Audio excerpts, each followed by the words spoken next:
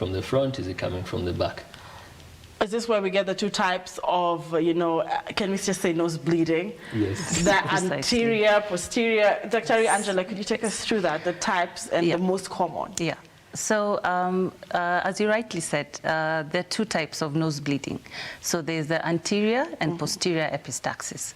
So the anterior epistaxis, or the anterior nosebleed, is more or less the more common type of nosebleed. It occurs in children.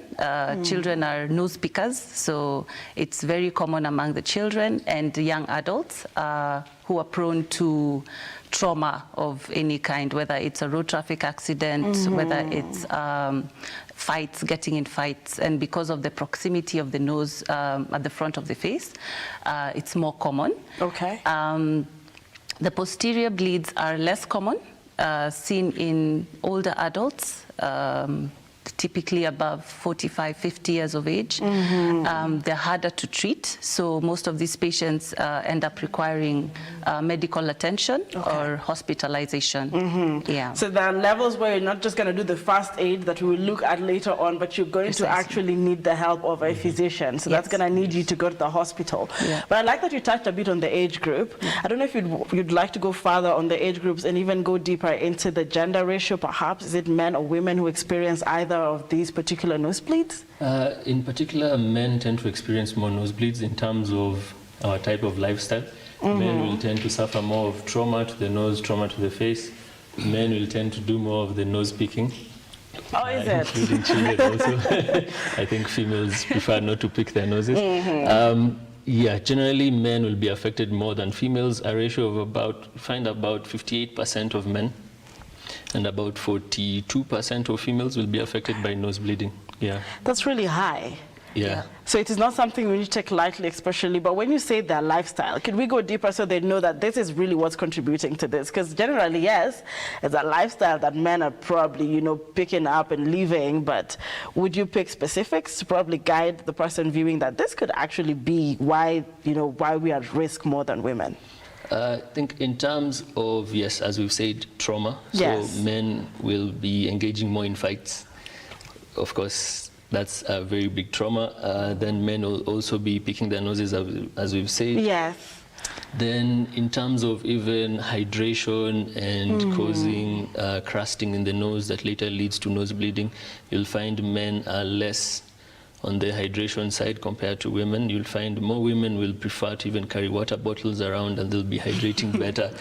And you find men will only take water when they feel extremely thirsty. Is it? Yeah, so such like things would really contribute. All right, Dr. Angela, I'm going to still stick on the lifestyle because that's pretty much what makes up our lives. Sure. Does this have anything to do with what you eat? I know the drinking and hydration, so I'm just curious. So there are a number of things that also contribute to this epistaxis that we are probably not aware of. So one of the most common things is our environment. So dry air, cold, dry air. So if you're someone that lives in a humid area and you move to a place with dry air, you're more predisposed to getting this. The other thing is, especially during this cold season, is we all have our heaters on in the house. So we tend to heat our rooms, and this creates dry air. And in so doing, children especially are prone to now getting the lining of the nose is dried, so it's easier to now get the nosebleeds. Yeah, so that's one of the most common things. The other things we can delve into probably include some of the recreational drugs that are used. Okay. So people that sniff cocaine are more predisposed to this than other people. Yeah, and the other things like using blood thinning drugs as well, for especially the older generation. The blood thinning drugs, some antihypertensive drugs also cause this bleeding. Yeah. Wow, I like that we can pick some of those things, and we want to move deeper into the conversation. Yeah. However, someone is watching back at home and they're like, this thing is easy, just like when we discussed snoring. Yes. But there is a percentage, you touched on the hospitalization, but we do not know how serious this is until you probably tell us, maybe Dr. Austin, the percentage of people that actually get hospitalized today for this particular, condition, nose bleeding. Yeah, so the good thing is most nose bleeding can be managed at home. Yes. Especially for the anterior bleeds can be managed at home by simple first aid measures. So you'll find 60% of nosebleeds actually are managed at home or in school, in the classroom, in the playing field. It occurs and the friends are able to help, or the patient is able to help themselves and they don't need to go to hospital. Problem is the other about like 10% that usually require hospitalization, usually because they've had excessive nose bleeding, or they've been having nose bleeding like every other day, so their HB, their hemoglobin is going low, so they're going into anemia, or they suffered like massive nose bleeding on that particular day, let's say following an accident or something. Yes. So they would have massive nose bleeding which can't be stopped by first aid measures, then those ones will require hospitalization. All right, and now if you have a pattern and a sequence and series of nose bleeding, you want to go to the comment section. Let's help you understand and know what you ought to do this very minute. We are at Lookuptv. We are live right now. But Dr. we've touched on, the drying of the nose lining, for example. But we could go deeper, though. There are certain blood vessels that are implicated in the nose, veins, arteries. Is there any relationship if we go further into the biology to understand what happens? Sure. Simply put, so basically the function of the nose is to humidify or to warm the air before it's taken into the lungs.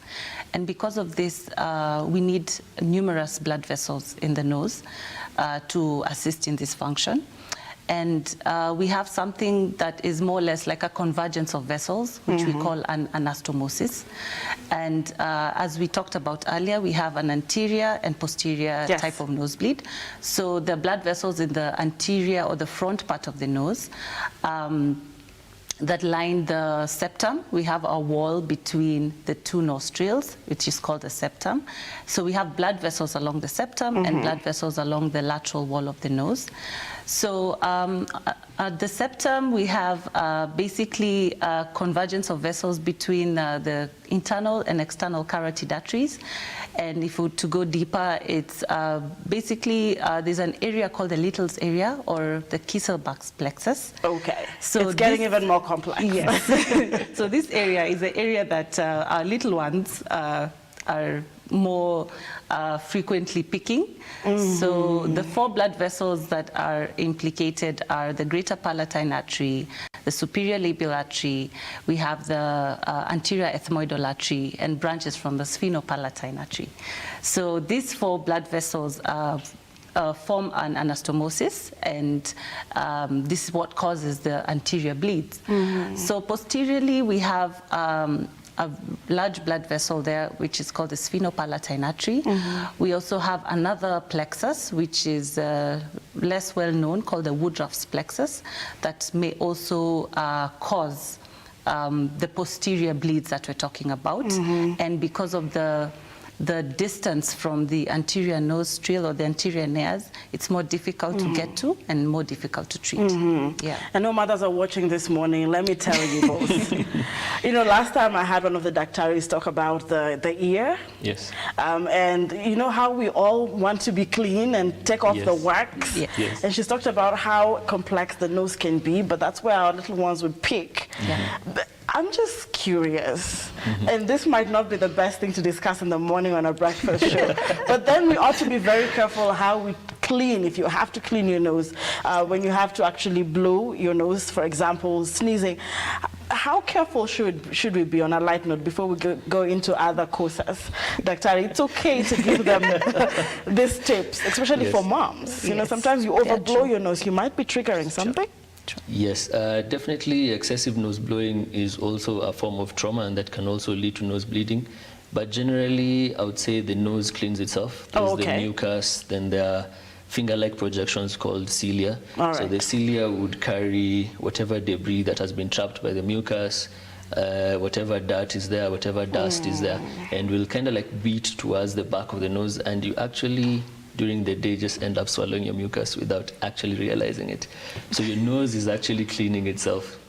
All right. Yes. I didn't expect that. I didn't see it coming, but we'll deal with it throughout after knowing the reality. Someone says Yes. you'd rather not know, but now that we do know, at least we know what's going on. So you don't have to over clean your nose or even your child's nose. They're probably doing just fine.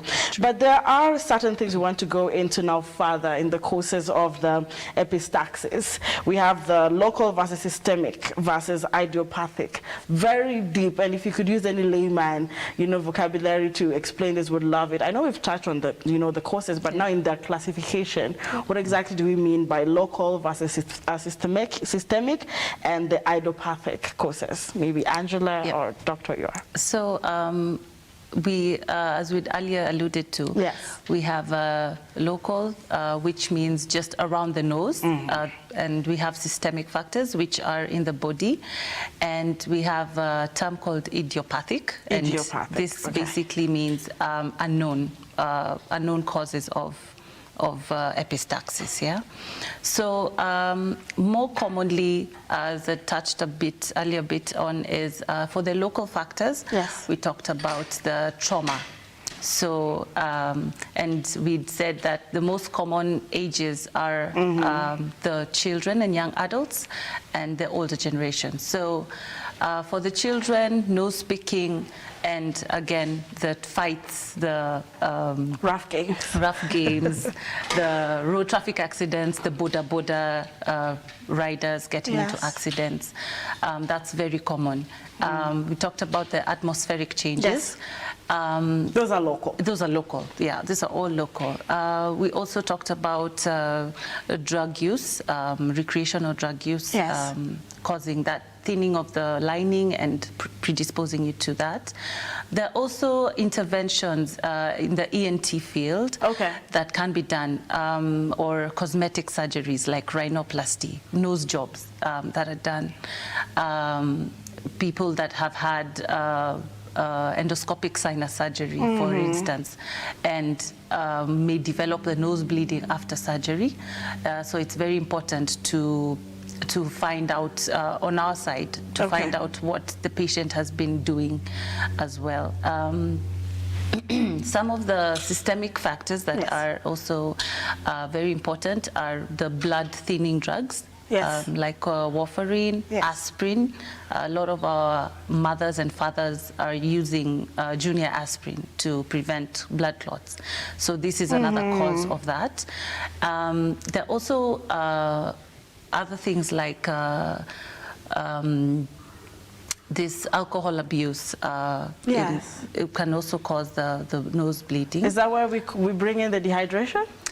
Yes. Or I'm overworking my brain. You're right. It's related. Okay. Yeah. Other things are blood or clotting deformities that the patient may have, like hemophilia, Christmas disease. We have very many types of blood disorders that the patient may have. And another thing is tumors, both as a local cause and as a systemic cause.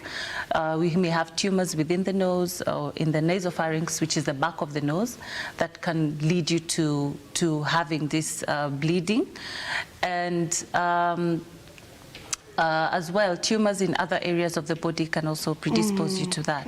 Yeah. Dr. Yor, would you like to add anything? Yeah, I think I would just add on, in terms of the local causes, you can also have infections. Some patients might be suffering from infections in the nose, and these cause tears in the blood vessels in the nose, which can later lead to nose bleeding, and also foreign bodies.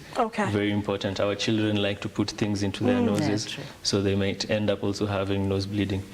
I think in terms of the systemic causes, alcohol will now, yes, there's the dehydration, but then it will now also cause issues like liver cirrhosis and stuff like that, and that will now affect your clotting factors, and then now you find you might have a small harmless nosebleed, but then because your clotting factors are affected, then the nose bleeding just becomes severe. Yes. So then it starts slowly. There are going to be stages, Yes. and then now it becomes the pattern you were talking about, the Yes. 10% that Exactly. might now need to go into the hospitalization.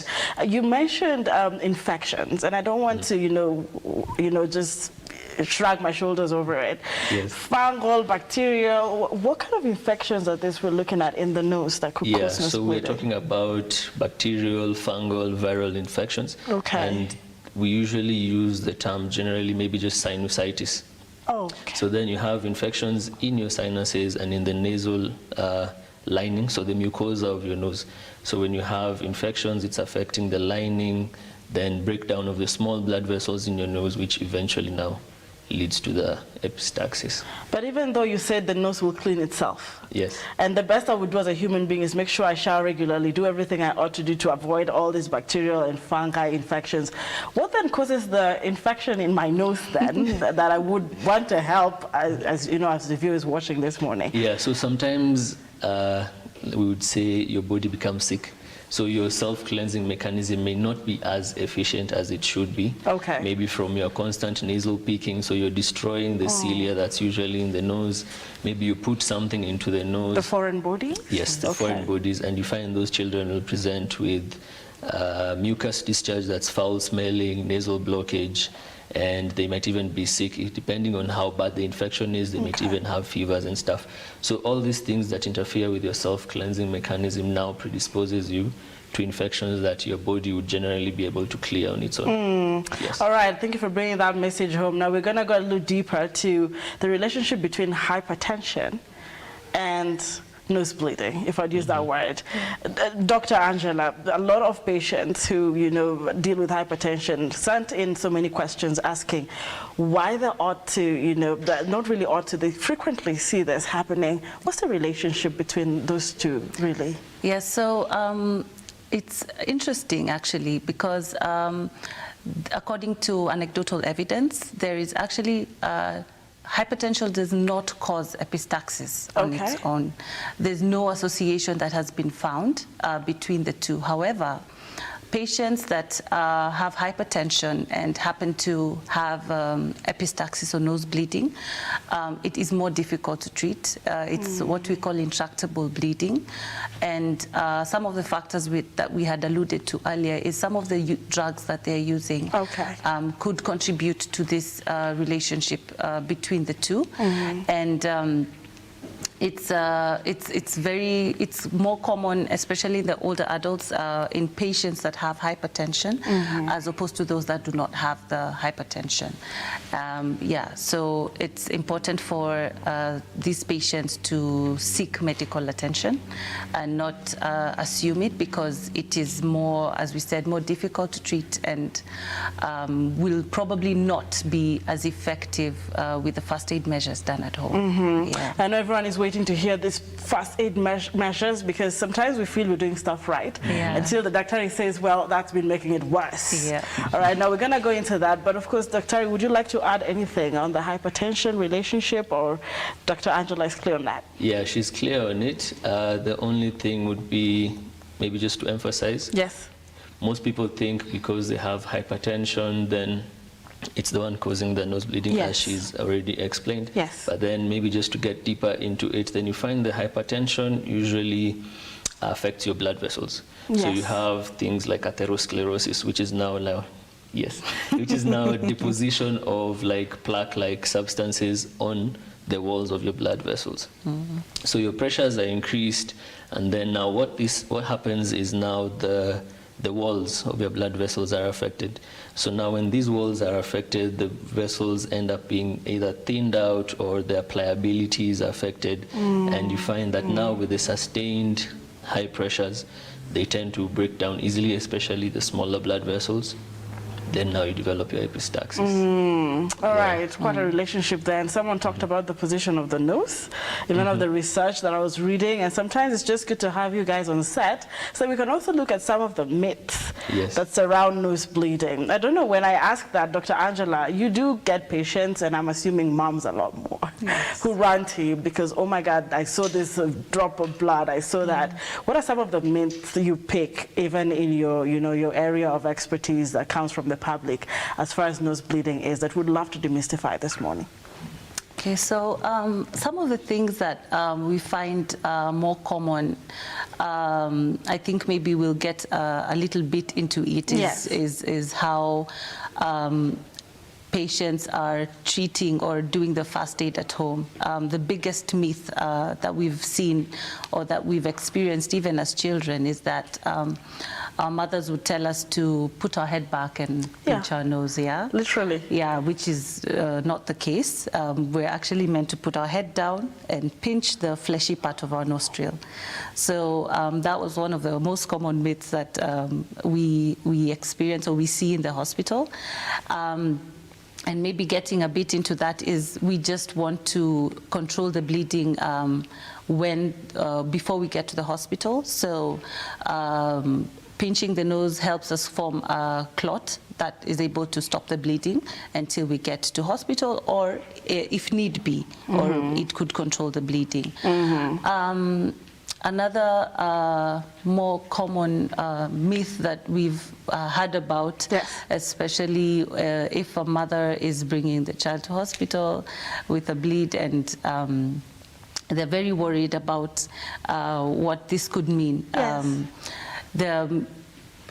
Though we said that one of the common causes of bleeding could be tumors or masses, it's not necessarily that if you have a nosebleed, it means that there is a mass or a tumor in your nose. Okay. Yeah, there are more common causes of this nose picking, of this bleeding, sorry. Yeah, like we rightfully, outlined this morning. I'm going to pick one of the myths and hear what you have to say. It's now the moment where we try to actually demystify this so that even as we go deeper into the conversation, people are like, so it's really what we think isn't really what we do, including what you have said, even teachers do that. Yeah. I'm sure if there's a child who's bleeding in class right now, they're told, and put your head back. So Dr. you're saying, tilt it down. That's the way to go. And there's something about you should lie down, Dr. Yuer. What do you have to say about that? Is it a myth? Is it medically correct? No. Ideally, you should be seated in a comfortable position, pinch the fleshy part of your nose, and kind of like lean forward. Because we don't want to, if you're lying down, then the chances of the blood that is coming out going to the back of your nose and you swallowing it are very high. Then, of course, as you're swallowing more blood, then now you're getting chances of developing nausea. You might end up vomiting. It's just a worse situation. So we'd prefer you're seated up, pinch the fleshy part of your nose and lean forward. I like that. That's also clear. Now, we talked about trauma, but I'm not sure we touched on stress. There's a myth around stress saying stress causes nosebleeds. Is that correct? So there is, again, no direct association between stress and nose bleeding. What happens is that people that are stressed probably are not taking care of themselves as they should. So probably leading back to the issue of hydration, of the dryness of the mucosal membranes. Maybe they're in dry areas. They're not like taking care of themselves. They're probably prone to allergies, which is also another cause of this epistaxis. And so those factors contributing to this stressed person could now cause the bleeding. But by itself, no, it's not directly associated. It's not, oh my God, you're bleeding, are you stressed? All right, so I like that you explained that and very clearly now. But even if you're going through something medically, you're saying, take care of yourself. Drink enough water, take a walk, it's just love yourself. But of course, on a light note, another one here that I'm actually seeing coming in the comment section, because really, Dr. Yuer and Dr. Angela, I'm going to be really honest with you. I've lived several years on Earth. I don't remember nose bleeding. And so one of the myths is that nosebleeds are rare. But you see, you gave us quite a number of a percentage there. So is this coming out as a myth? I wouldn't really say it's a myth. I think even personally, as a person who's had allergies, sometimes you might experience nose bleeding at night, but you won't realize it. The only evidence that will be there, you might find maybe a blood spot on the pillow. So nosebleeds being quite rare, no, not really. It's actually quite common. Okay. The only good thing is that more than 60% of them can be handled at home or at school by just simple first aid measures. Just the normal pinching of your nose and leaning forward. All right. Yeah. So they're not rare. But I'm curious. You said it could be a sport. Yes. So there are certain nosebleeds that happen, and we don't get to see them, Dr. Angela? Yeah. So Because where do they go? one of the things is that something that occurs also commonly is some people experience nosebleeds at night in their sleep. And this is alluded to by the same issues we're talking about, drying of the nasal mucosa. And sometimes you're fallen asleep, you have a bit of a nosebleed, a few drops, and then you turn over and you sleep. So you swallow the blood and you continue sleeping. So maybe when you wake up, you'll see a spot or two, or you may not even see any at all. Okay. The other thing is that just to add that it's very interesting. Majority, at least 60% of people in their lifetime will experience at least one episode of this nose bleeding. So just to emphasize that it's not rare, it's actually quite common. Yeah. Now the curiosity in me, just like those in the comment section, if I have to seek medical attention because there's a pattern, but I'm a patient that can hardly see it, are there any other symptoms that would push me to actually seek medical attention? Because I probably nosebleed at night. Yes. You know, I probably spotted it once, or on the handkerchief, or maybe cleaning my nose, I saw somewhere, but it's not. So you get to see this, but you feel they are not as serious. When do you actually say this is a pattern? Because I know for Kenyans watching, really, and any human being, is when you're waiting to actually see blood flowing and oozing out. What are the patterns when you say you really need to, after seeing 1, 2, 3, go to the hospital? I think patients who are experiencing nose bleeding and they're having maybe other concomitant symptoms, so they have like nasal blockage, they may be having another type of nasal discharge that's not mucus, they might be having maybe pus coming out from their nose, and then the bleeding mainly, maybe if they're usually doing nasal picking, and they can feel like something is swollen inside their nose, so there might be a mass inside their nose. So those ones definitely will need medical attention. But then there's the other group that they are breathing okay. They don't have nasal blockage, there's no other nasal discharge.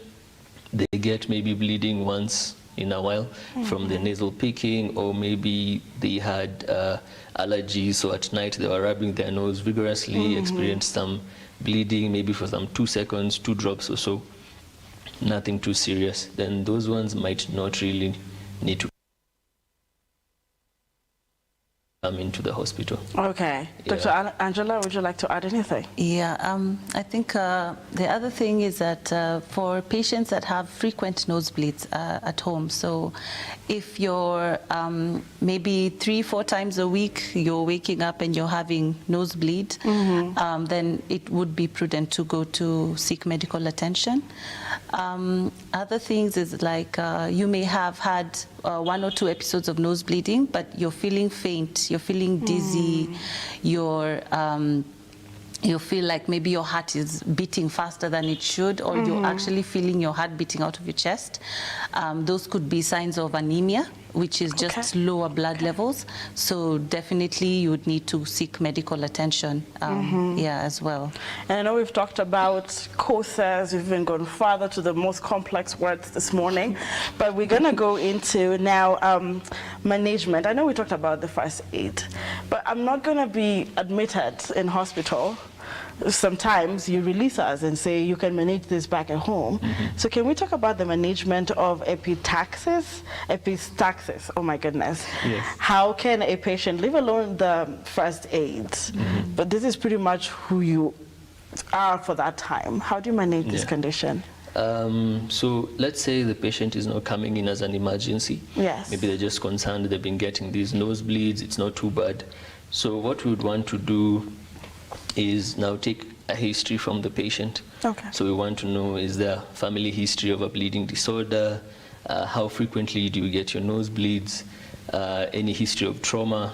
any history of, let's say, nasal blockage that would suggest maybe there is something growing in your nose. Any history of a foul-smelling nasal discharge that would allude us to probably a foreign body, especially in kids. Any history of maybe excessive tearing, that means your nasolacrimal duct is blocked, there might be something growing in your nose, or there's a foreign body in your nose. So we'll want to take a history first. We'll look also at any medications you're taking. Are you taking blood thinners, as she mentioned? Do you suffer from hypertension that would maybe probably predispose you to the intractable epistaxis episodes? So then we would want to take a history first. Then we would want to also know, what have you been doing at home? Like whenever you get a nosebleed, what have you been doing? Perhaps you have just been pinching your nose the wrong way. You might have been pinching the bony part instead of the fleshy part of the nose. So then your nose bleeding is more severe. Perhaps you've been pinching your nose and lying backwards the way most people advise us. Perhaps you've also been even adding a damp cloth on your forehead. Yes. That was so relatable. Yes. So is it right to do that? That's one of the things I think, yes, I'd love to hear from both of you. We do that most often than not. I would say the most efficient part of the first aid measures is the pinching and the leaning forward.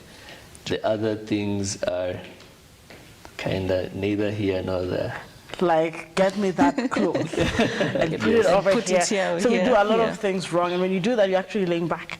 Yeah, that's the problem. Okay. Yeah. So you don't need the cloth. Then of course, so the patient has come in. Let's say it's an emergency situation. Then now we'll have to go into measures of first stopping the bleeding, then take the history later, or investigate the patient further later. So initially, we would want to help you. See if you can just do the first aid yourself. Just pinch your nose, lean forward, see if that works. If that doesn't work, then we might proceed to something called cauterization.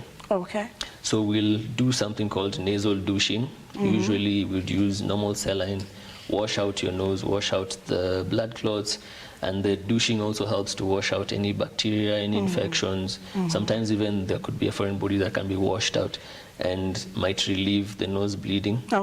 Then there's a way in which even the saline itself kind of like acts as a hemostatic agent and helps to reduce the bleeding. So then we can now visualize properly, where is this bleeding come from? So if we're able to visualize where the bleeding is coming from, then we can use something called silver nitrate sticks. So silver nitrate is usually used to cauterize. Cauterizing is just basically like burning. So burning around the blood vessel where we can see the bleeding at that particular point only. So that will help stop the bleeding. If that doesn't work, we might even go further to do something called nasal packing. So nasal packing can either be anterior or posterior nasal packing. So like in children, you'd have more, in children and younger adults, you'd have more of an anterior bleed compared to a posterior bleed in adults. So in children and younger adults, we'd do the anterior nasal packing. In older adults, then would prefer to do the posterior packing if we can't see the bleeding coming from the anterior part of the nose. Then of course, if the pack will remain for about 24 to 48 hours. As we do other investigations, we'll still do your full hemogram, check your hemoglobin levels, check if there's any infection, we'll check your platelet count, we'll do coagulation studies to see how well are you clotting. There might be something else, like we mentioned, liver cirrhosis would affect your clotting factors. So we need to know, where are you? Then if that doesn't work and 48 hours later you're still nose bleeding, then would prefer to take you to theater and perhaps do other things that would now help to target the specific vessels that we can clamp and now stop the nose bleeding. This is a really high level of nose bleeding. In my head, I was thinking 48 hours. And I'm going to come into the bleeding and how long that is before I take a short breather. But for the sake of the common one, I mean, watching this one, including myself, there's a fleshy part you said. We should be, you know, pinching your nose the wrong way.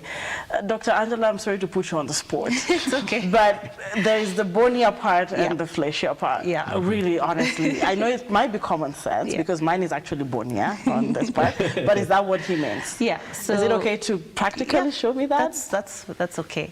So this part is the bony part, or the bridge of the nose, yeah? So we do not want to press here, because number one, if it's bony, there's no difference it's going to make. So this part is the fleshy part of the nose, the part that is near where we breathe, actually. Yeah. The opening of the nares.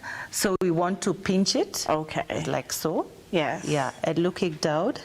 Yes. Breathing through the mouth, in and out, keeping calm. The most important thing is to relax. And then this you need to sustain for about 15 minutes.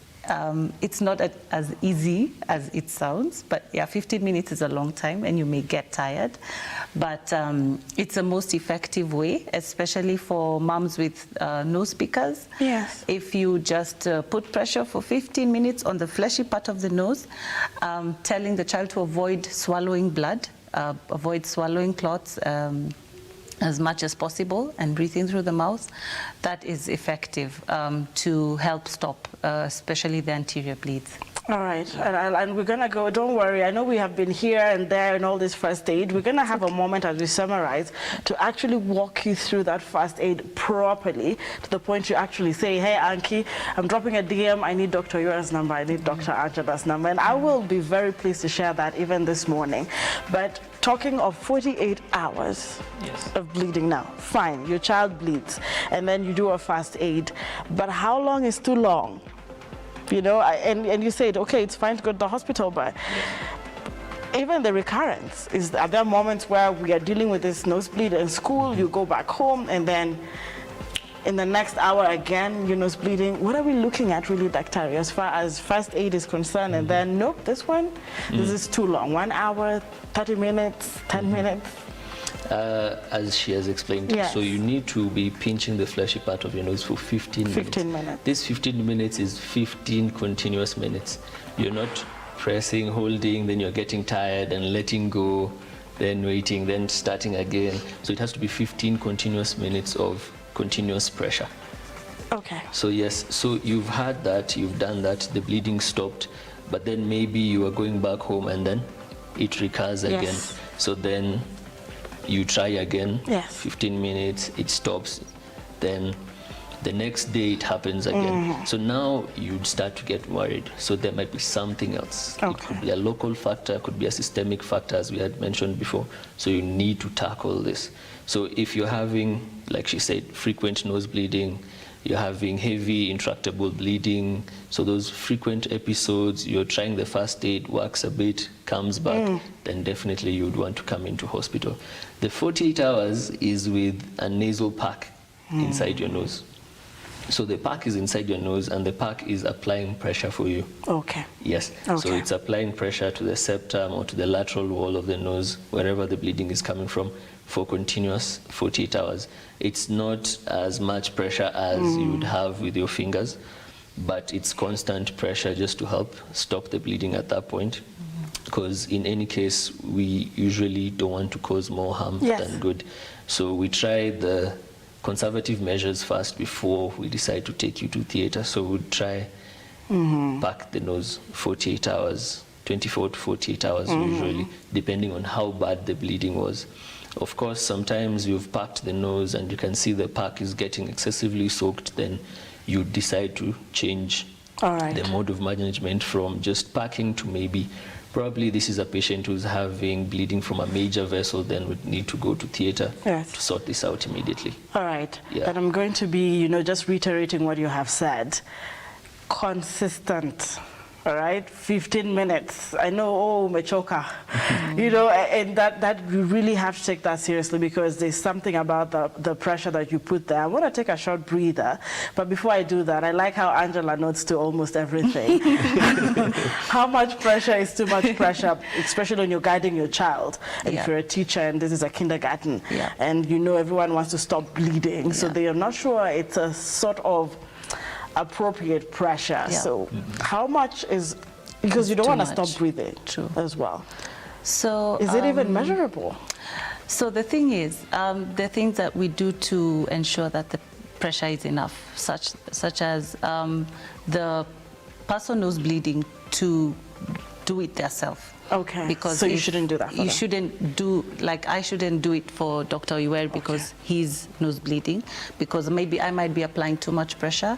It's better if the person can. There are circumstances where older patients maybe have rheumatoid arthritis. They're not able to do it. So we have other types of, we have special pegs for such nose bleeders, but generally just putting pressure on the fleshy part of the nose consistently without stopping for 50 minutes is enough. And because it's 15 minutes, it will not cause any side effects as to if it's too much pressure, because 15 minutes is more or less fine.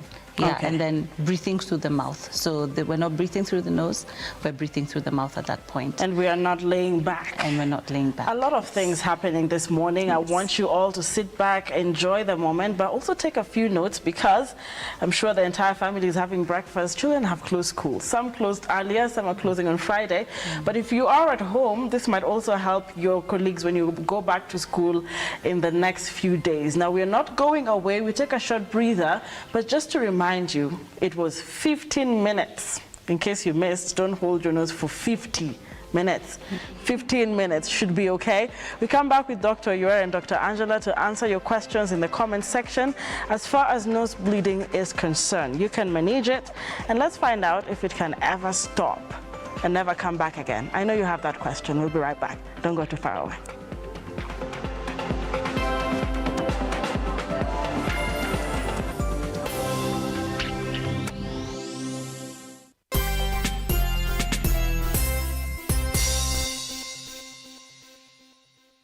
Vera Beauty and Fashion College is focused on being the leading technical and vocational training institute in the region. Our team possesses in-depth knowledge and extensive experience in the industry, offering thorough training in cosmetology, hairdressing, interior design, creative arts, training of trainers, nail technology, and fashion design. With branches in Nairobi, Thika, Meru, Eldoret, and now in Mombasa, our courses ensure that learners are completely equipped with knowledge, competency, and employability skills. Enroll today to be a part of a center of excellence.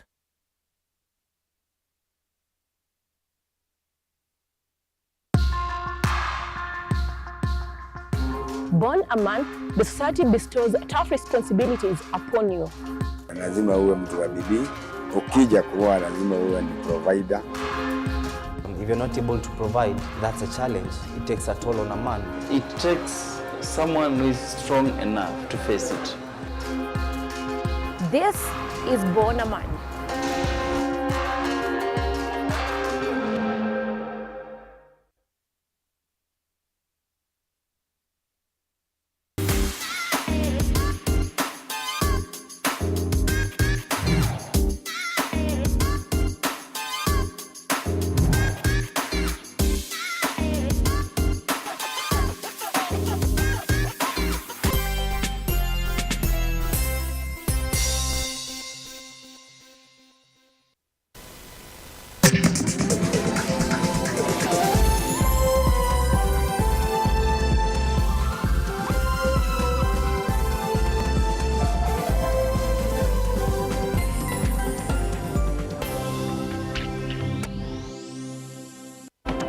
This is Lookuptv. Good morning. Thank you very much for staying with us. Now we are about to end this hour of a very important concept and discussion on epistaxis.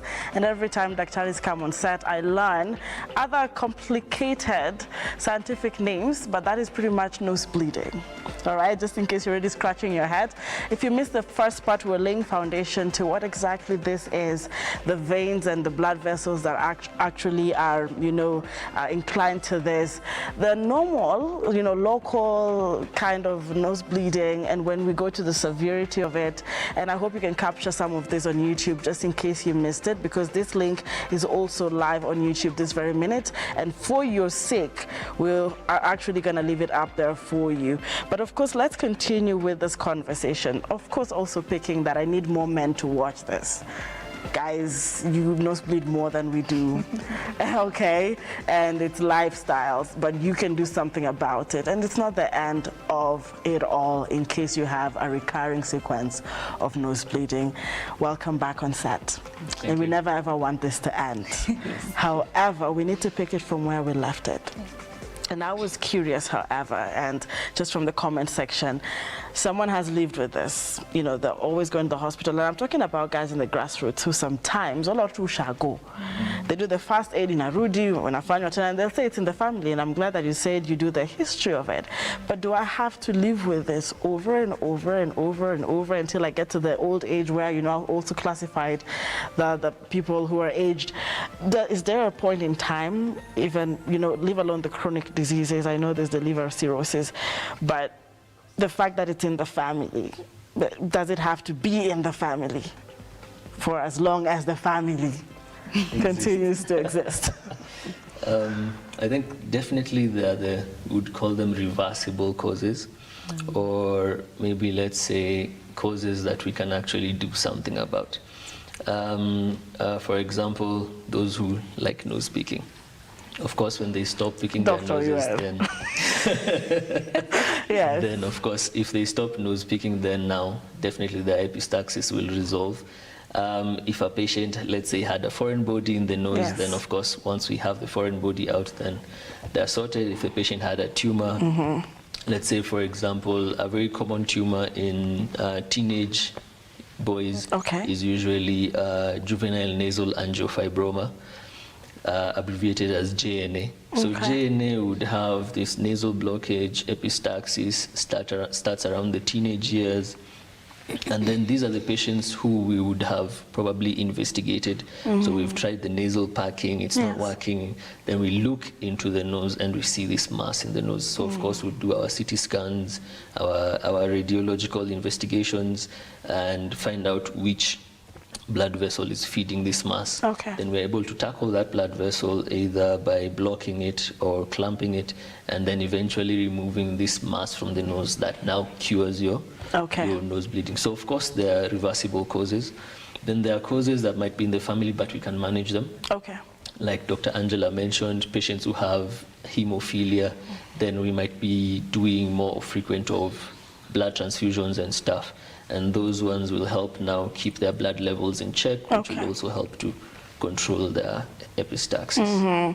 And of course, I'm picking that there's some medication you're going to have to cut off if it does have to, you know, cause that. Dr. just let me go back a little bit because we're about to wrap this up. When you're talking about managing, and I really appreciate that, but you remember I mentioned the Mamboga and everyone else is back at home. We thank God for a new government and the devolution picking up. But how affordable? How affordable could it be for those who have now the 10% who actually need hospitalization? Based or depending on what is causing the bleeding, as Dr. Iwer alluded to, it would determine how or what interventions are needed. And we talked about the reversible causes of this bleeding, and there's the percentage that actually need hospitalization or medical attention. And for the Mamamboga coming in to our public hospitals, our public system, which is in our referral hospitals, very capable of managing this at that level. So for the Mamamboga, if she has the National Insurance Fund, it is something that actually can be catered for within it. And even to the level of, because in very severe cases, as Dr. Iwer mentioned, we would probably have to go to theater and do some procedures in theater that will require permanent stoppage of this bleeding. And yeah, through if you have an insurance cover, the national insurance cover, then you should be okay. Good news. Yeah. Yeah, for all those who didn't know, there you go. You can actually do something about it. It doesn't have to be a pinch so much in your pocket if you've actually been having that insurance cover. But as we're also about to conclude, she mentioned something about surgery. Yes. And okay, celebrities, some look amazing with that, you know, nose job, is that something like that? Yeah. Is there a moment it might go wrong completely, you cannot rectify it, and you're always nose bleeding? And if it does, are we now guaranteeing that we are sorry, you just have to live on management? I would say it's kind of like a 50-50 kind of thing. So it might go wrong completely, especially if you're being operated on by someone who is not really well qualified, not registered. I think our colleagues in plastic surgery, Dr. Mukami, we've had them on here, and they completely keep on mentioning board certified, because they also tend to do those kind of operations. Okay. We also do those operations as ENT surgeons. So definitely if you've had like a botched surgery, then you might have a deviated septum, they might leave a vessel unclamped, they might leave a bone spicule that will eventually just tear up a vessel and cause the continued nose bleeding. So yes, it's definitely important to have someone who's qualified operating on your nose. Yes. Yes. Yes. Yes. And I like that. Dr. Angela, you agree, because even as I'm wrapping up, it's always very important because people like it cheaper. Yep. People Yes. like the back door. You know, this is pretty much what happens. Sure. But this could cost you your entire life trying to manage a particular nosebleed because it is not reversible. True. That moment is very serious. Yes. That moment of silence in here. But we're looking at certain complications, and I want to talk about what are some of the complications of epistaxis. I know we might have touched some here and there along the way, but sometimes just to conclude for those who missed and etc. There's certain complications that come with this particular condition. Sure. So we'd earlier mentioned that epistaxis, if unmanaged, can lead to lots of bleeding. Yes. And this lots of bleeding can lead to something called hypovolemia, which means reduced blood volume in your body. And this could lead to what we call shock. And so when a patient goes into shock, basically we're unable to perfuse our organs, that the most important organs in the body that are required for normal functioning, the brain, the heart, the kidneys, the liver, and this could lead to a body shutdown and eventually death. Yeah, so as much as it is a very manageable condition, yes, it is something that could lead to very severe complications like shock and death. Other complications that could result, including things like sinusitis. The patient could have an infection of the sinuses, so this could lead to the patient coming in with fever and nasal blockage, and even have more severe effects leading to the brain. And yeah, so those are things that we want to prevent as early as possible. Also, because of this epistaxis and because of the interventions that we do, there could be complications because of those interventions, including, like as Dr. Yuer had earlier said, the nose packing, which we do, could also lead to infections of the nose if left in for too long. So we said that 24 to 48 hours is enough. So if we go past that, then the patient can end up with an infection because this is a foreign body in the nose. And as well, even going in for surgery, as you talked about the surgeries, the botched surgeries that are happening, leading to things like nasal bony spurs in the nose, and those are things that could result because of this simple condition. Yeah, and did you hear what she said? Because of this simple condition. You know? And that's the mindset everyone else seems to have. It's a simple condition until it magnifies the situation, when you could actually just have handled it this morning. Would you like to add anything on the complications that might come with this? Yeah, as she has mentioned, the complications can be because of the nose bleeding itself or from any other intervention that we do to help stop the nose bleeding. I think people might be worried that now the nasal packing that we are doing is now leading them to get infections like sinusitis. Plus it's a foreign body, right? Yes, the nasal packing is also a foreign body, but what we usually do, as much as we've packed your nose, then we give you antibiotics as a prophylactic measure. So yes, so we keep it well covered. So we'd give you antibiotics, we'd of course douche your nose after we remove the packing, either in 24 to 48 hours, just to wash off any crusting, any bacteria that might have found their way into the nose, any bacteria that might have lodged themselves, just to help wash out anything that might be there and make sure that you don't develop any infections. All right, and usually I'm very concerned about the young, humans. Yes. And most of the times they cannot hear or watch the show, but their parents are. And I'm looking at these extremes wouldn't really be seen in infants yet and toddlers, because if so, how do we manage the infants? Do we ever see this extreme kind of nose bleeding on infants where we have to put anything in their noses? It's so tiny.